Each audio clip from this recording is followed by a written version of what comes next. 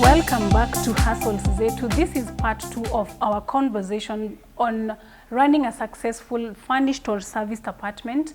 I am delighted to continue this conversation with Obed Bundi. He's an entrepreneur based in Nakuru City. Karibu sana, Obed. And I would like us to continue from where we left off. Yeah.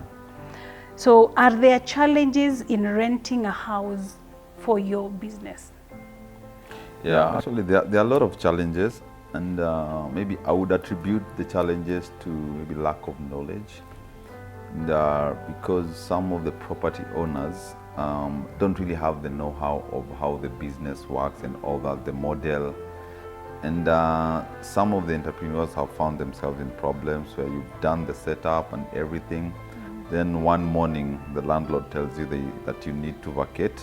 And remember, you've invested, you've put your money down there. Yeah. So there are challenges, and I feel it's more of a lack of knowledge and also understanding of how the business model, how it works. Okay. Yeah. So the landlords or the people who own now the property, they need to be enlightened on what it is that one does. Yeah, sure. It's more of enlightenment, and secondly, others are selfish.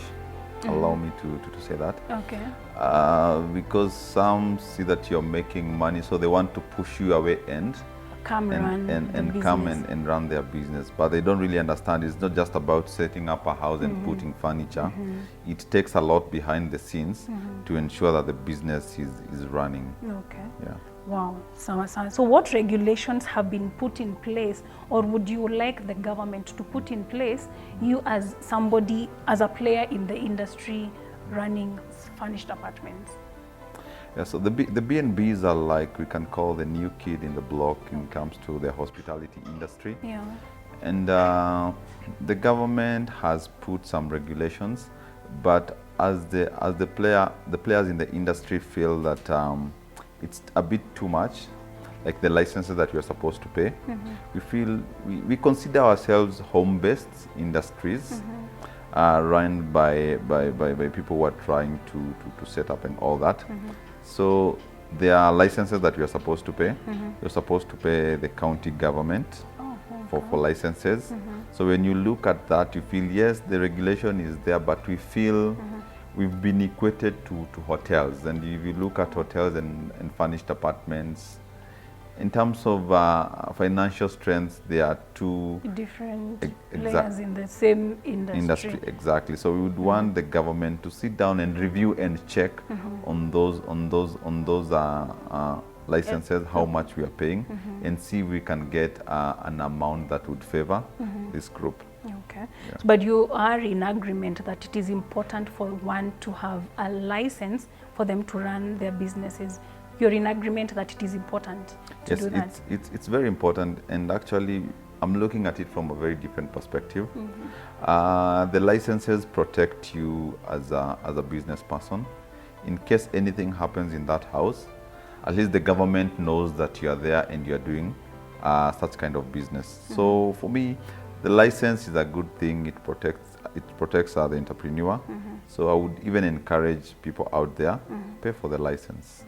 Is this something that you can negotiate or lobby for with a county government? Are the licenses from the national government or the county governments?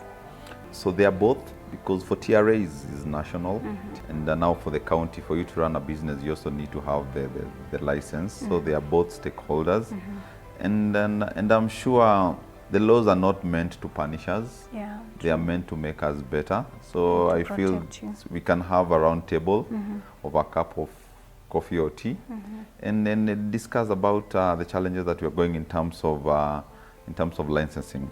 Okay. Yeah. So do you have, let's work with Nakuru as a county model.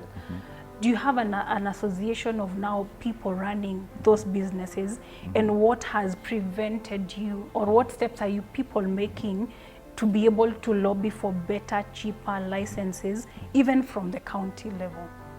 Yeah, we do have an association, it's a national association. Wow. And the good thing is that it was started here in Nakuru. So we call it ASAP, Association of Service Departments. Wow, nice. And it's fully registered. I'm the current Secretary General. Nice. And last year, before the other regime, we went and met the CS Tourism, and we've already started the conversation. So I can say it's in the pipeline, and the future is looking bright. Oh, good. Yeah. Who are the majority of Kenyans running these furnished apartment businesses? So the majority of the people running the business are women and the youth. And actually, if you look at our government, there's what we call the affirmative action that was passed with the government to support these. We are considered the disadvantaged group. All right.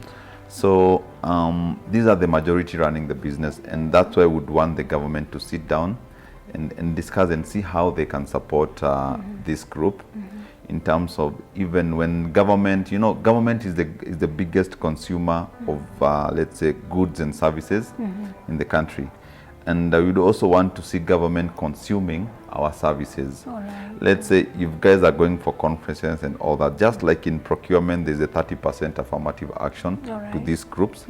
We'd also want to see a certain percentage that is being directed to these groups, so that at least it can be able to grow these home-based industries.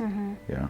Are there taxations that come with these kind of businesses? Like, are you paying tax to the government such that, if the government is now coming in to consider, is there a way the government is beneficial to benefiting from now these furnished apartments? Yes, definitely. Just like any other hardworking Kenyans, we are paying taxes. And for you to get a license, you need to have registered either a business name or a company. And definitely it means that you have to pay for your taxation. So yes, we are contributing a good number. Yeah. All right. Wow, nice. So I know that you've said that a majority of women and the youth are the ones running these businesses, mostly maybe within the bracket of the hustlers, the bottom-up kind of bracket that was considered. So what is a step-to-step guide on how one can set up something as lovely as what you have here, and where would you encourage them to start?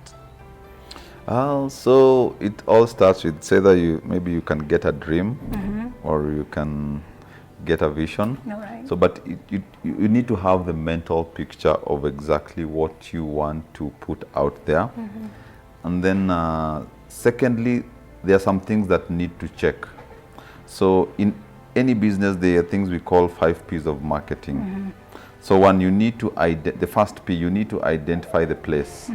Where do you want to set up your business? Yeah. Secondly, you need to have the product. The product now, it's the house in terms of setup and all that. You need to look at the price. How much will you charge for you to make profits, or for the business to make sense? So another thing you need to look at is people. The people now. Yeah, the people by people in terms of maybe the housekeeper, the house manager, someone who's taking someone to check in,